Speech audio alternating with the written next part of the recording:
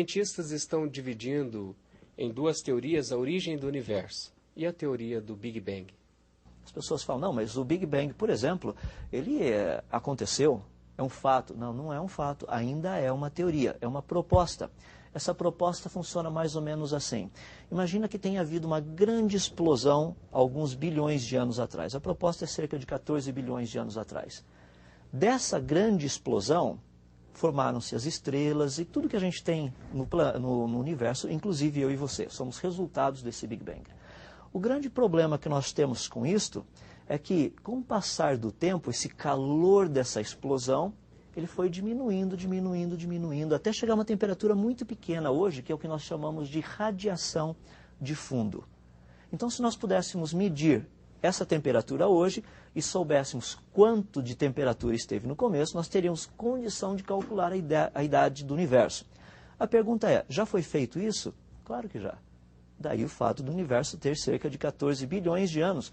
A pergunta, portanto, é, mas se o universo tem 14 bilhões de anos, isso é totalmente contrário à cronologia da Bíblia. Se já está provado. Gostaria de mostrar duas coisas importantes. Cosmologia criacionista, cosmologia evolucionista. O que os dois têm? Apenas o calor que foi medido aí fora. O calor que é medido no espaço sideral é um calor, nós chamamos de calor, mas é um frio muito grande. É aproximadamente 3 kelvins, ou seja, 270 graus abaixo de zero. A cosmologia, no caso evolucionista, propõe que houve uma grande explosão e com o passar do tempo essa temperatura está diminuindo. Usando as equações, dando início à temperatura dessa explosão e à temperatura de hoje, quanto tempo teria se passado? Aproximadamente 13,7 bilhões de anos. As pessoas falam, mas então está resolvido o problema. Não.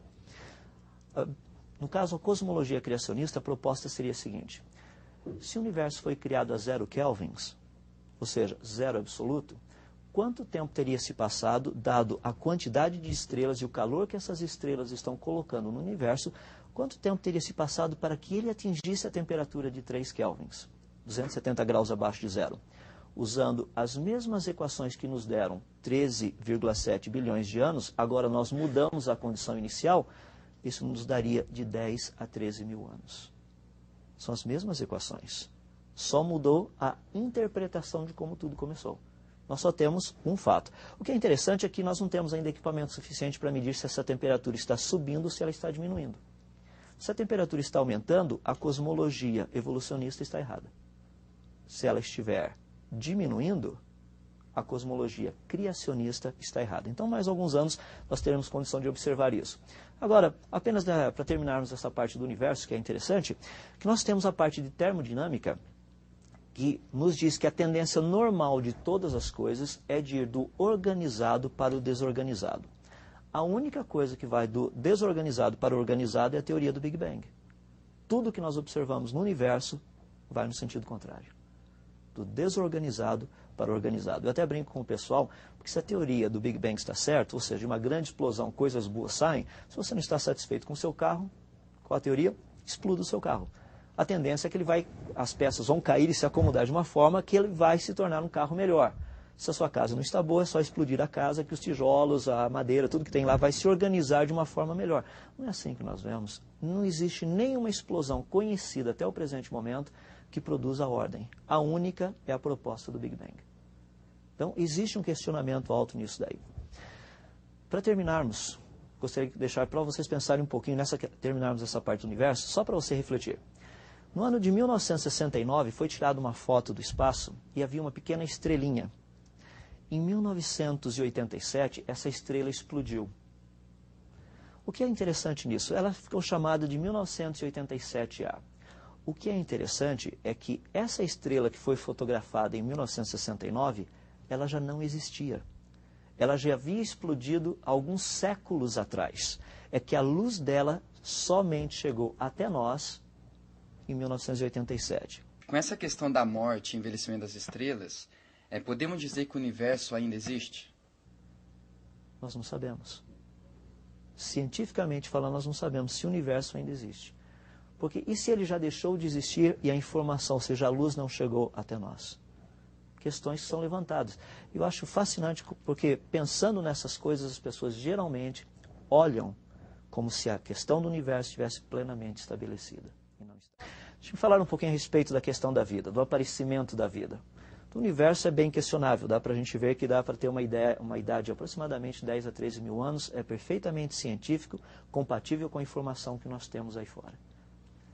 Questão da vida. Existem duas propostas da vida, que vida surgiu ou espontaneamente ou foi criado.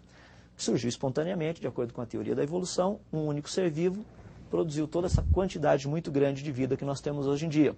Ou seja, a evolução nos apresenta um processo tipo cronológico. Ou seja, primeiro matéria inorgânica, depois compostos orgânicos, vida simples e, por fim, vida complexa, que no caso seríamos nós.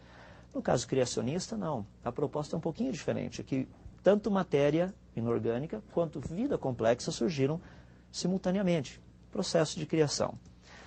Nós temos nisto um contexto que é muito interessante, que são algumas experiências. Por exemplo, a questão da experiência de Miller.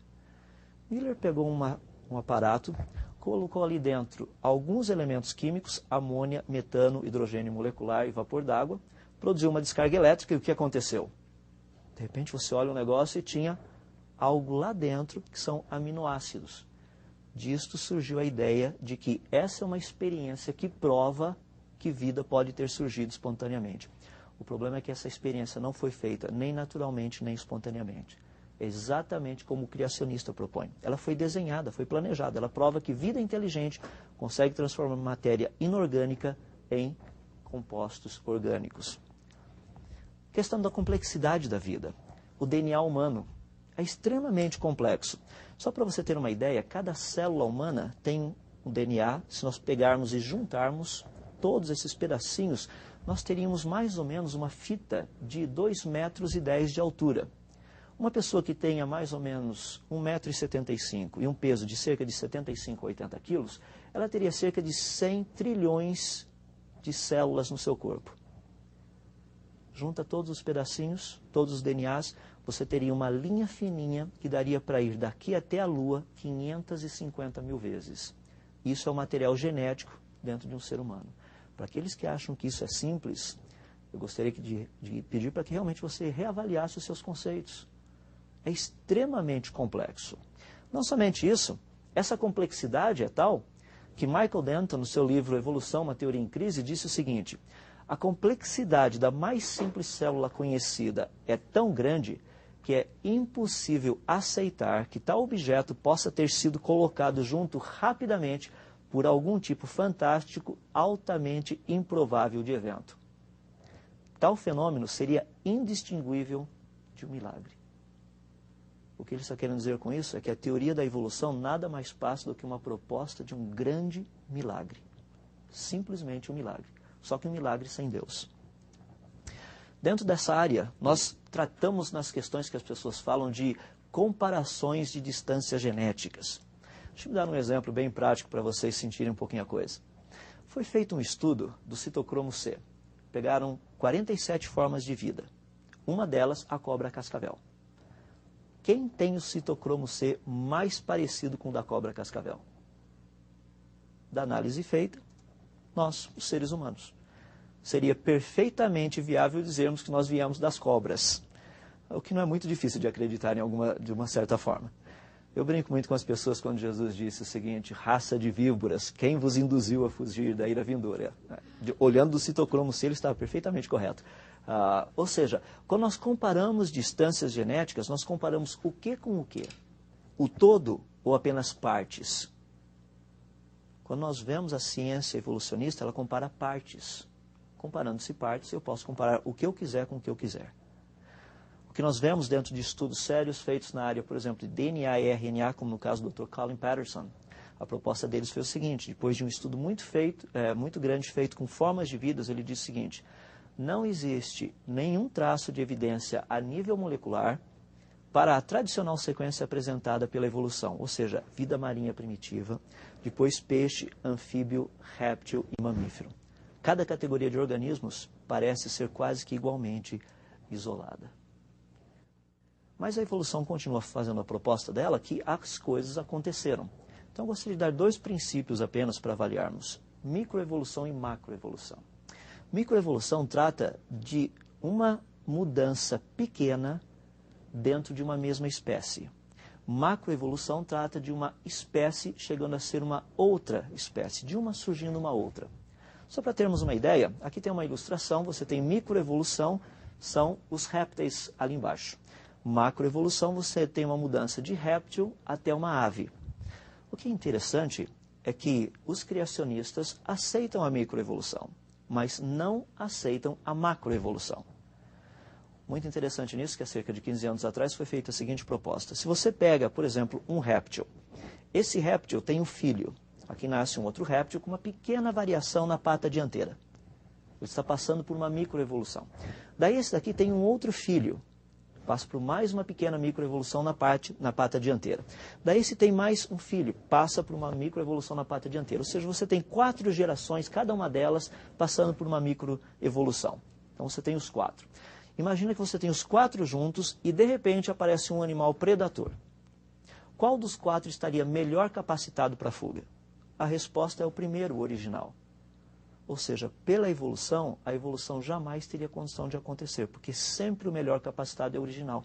Os que estão em transição não são os melhores capacitados. No entanto, a evolução continua sendo ensinada como se isso acontecesse. Então, eu brinco um pouquinho com o pessoal, mais ou menos essa ideia de microevolução e macroevolução. Para aqueles que creem em microevolução, como vocês estão vendo, é a linha horizontal. Macroevolução, você teria que passar da linha horizontal para um sistema vertical. Ou seja, é só observar o pessoal de cima e o pessoal de baixo e ver como eles estão interrelacionados. O que eu tenho a dizer nesse sentido é que micro mais tempo é diferente de macro. Ou seja, que muitas vezes a aparência é apenas mera coincidência. São pontos importantes a serem questionados. Dentro da própria variedade dos seres humanos, como explicar essa variedade de cores? Porventura a Bíblia não nos diz que todos vieram de um único casal, Adão e Eva? O que é interessante é que Eva foi o primeiro clone, foi feito de Adão. Só foi feita uma pequena mudança genética, Deus mostrando que haveria possibilidade não só de clonagem como de engenharia engenharia genética, para que houvesse uma adaptação. Caso contrário, nós teríamos Adão e Estevão e não Adão e Eva. Ou seja, Deus fez uma pequena variação. Mas olha que coisa interessantíssima quando nós estudamos a questão da combinação de cores.